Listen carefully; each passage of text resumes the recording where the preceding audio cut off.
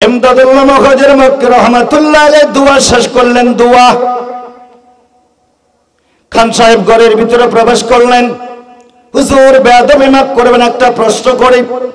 ও বাবাজি, কি প্রশ্ন করবা তুমি করো। ইমদাদুল্লাহ মুখাজ্জর মক্কি রাহমাতুল্লাহ আলাইহি বলেন, বাবা প্রশ্ন তুমি করবে করো। খান সাহেব ডেকে কয়, হুজুর ঘরের ভিতরে তো প্রশাসনের লোক হ্যান্ডকাপ নিয়ে ঢুকছিল কয়েকজন, আপনি কোথায় ছিলেন? সুবহানাল্লাহ পড়বেন না? জোরে বলা যাবে না সুবহানাল্লাহ? বাজান রে, আমার পূর্বের বক্তা একটা আয়াত তেলাওয়াত করছে সূরা বাকারা থেকে। আল্লাহ বলছেন, নামাজ এবং ধৈর্যের দ্বারা আমার কাছে সাহায্য চাও। সুবহানাল্লাহ।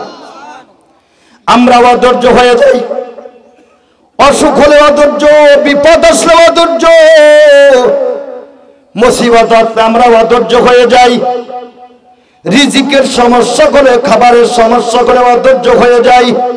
পয়গম্বর আরবি ১০০০০ বছর আগে বলেন, মাইয়ুরিদিল্লাহু বিহি খায়রান ইউসিবি মিনহুম।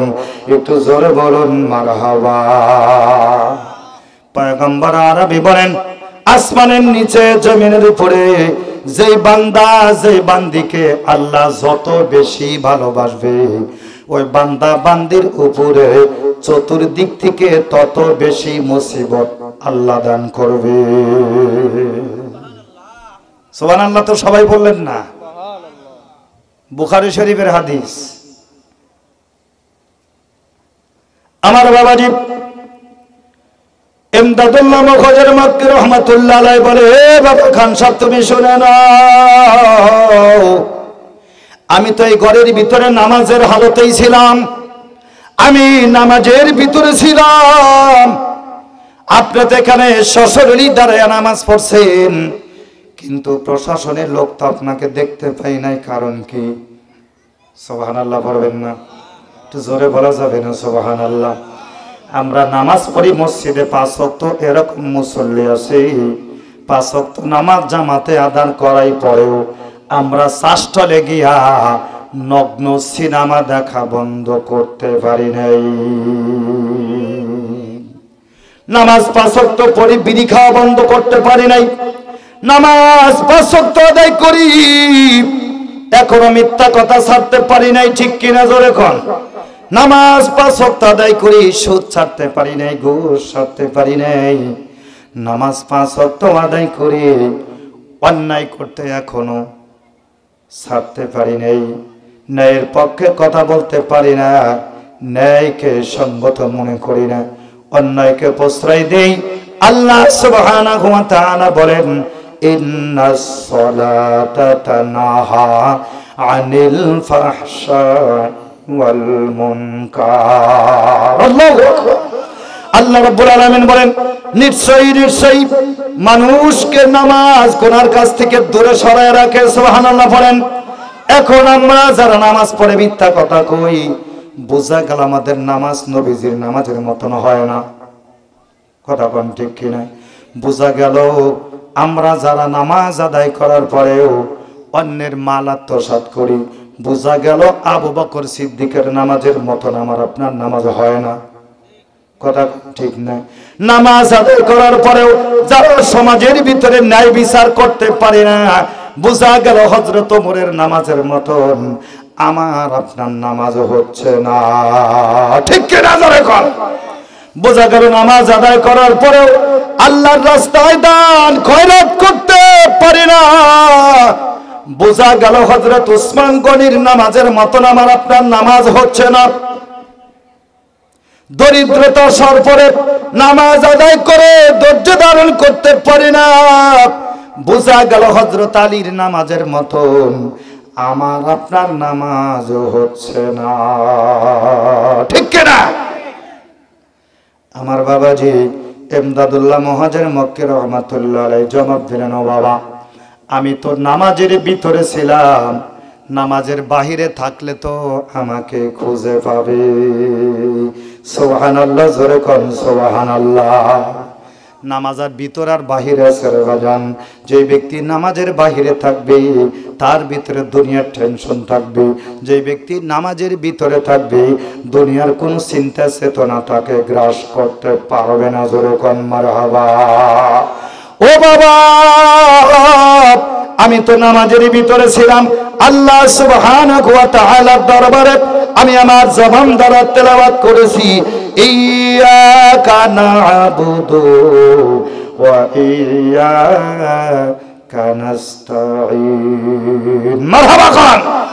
আমি নামাজে পড়ছি, আমি আল্লাহর ইবাদত করে সাহায্য আল্লাহর কাছে চাই।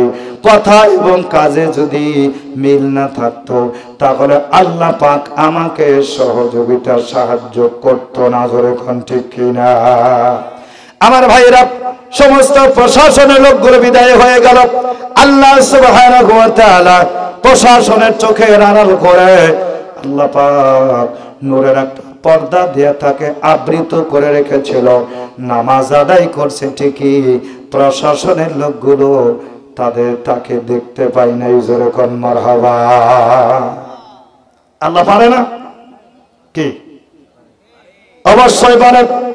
আমার বাবাজি, আমি আপনাদের মাঝে তেলাওয়াত করেছি পয়গম্বর মুহাম্মদ আরবি সাল্লাল্লাহু আলাইহি ওয়াসাল্লামের একখানা হাদিস। পয়গম্বর নবী বলেন, আবু হুরায়রা রওয়ায়াত করেন, মাইয়ুরিদিল্লাহু বিহি খায়রান ইউসিব মিনহুম।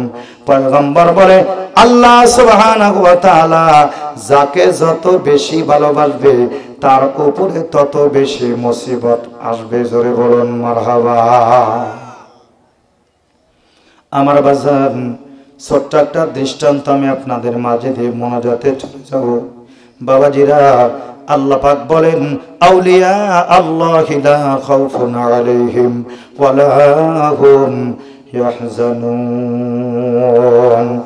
এখানে আল্লাহ রাব্বুল আলামিন বহু বচন ব্যবহার করেছেন, একজনকে লক্ষ্য করে না। আল্লাহ রাব্বুল আলামিন বলেন, যারা ঈমান এনেছে, আমার সাথে যারা বন্ধুত্ব স্থাপন করেছে দুনিয়া এবং আখিরাতে, তাদের কোনো ভয় নাই, তাদের কোনো চিন্তা নাই। সুবহানাল্লাহ পড়েন। আমার ভাইরা, পৃথিবীর জমিনের উপরে যদি কোনো আল্লাহওয়ালা ব্যক্তি ইন্তিকাল করে, পৃথিবীর জমিনের উপরে কোনো মানুষ যদি তার গোসলের ব্যবস্থা না করে, আমার আল্লাহ কুদরতি দ্বারা ওই ব্যক্তির গোসলের ব্যবস্থা করে দিবে। জোরে বলুন মারহাবা। জমিনের উপরে কোনো মানুষ যদি এই ব্যক্তির কাফনের ব্যবস্থা না করে, আল্লাহ ওয়াদা করছেন, আমি আমার বান্দা বান্দির কাফনের ব্যবস্থা করব।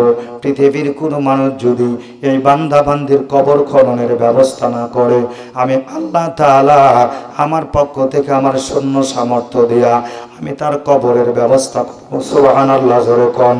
পৃথিবীর জমিনের উপরে কোন মসজিদের ইমাম এবং মুয়াজ্জিন মুতাওয়াল্লি যদি জানাজা আদায় করতে অসম্মতি প্রকাশ করে, আমি আল্লাহ তাআলা আমার পক্ষ থেকে ইমাম নির্বাচন করে ওই ব্যক্তির জানাজা আদায় করিয়া তাকে কবরস্থ করে দিব। জোরে কোন মারহাবা।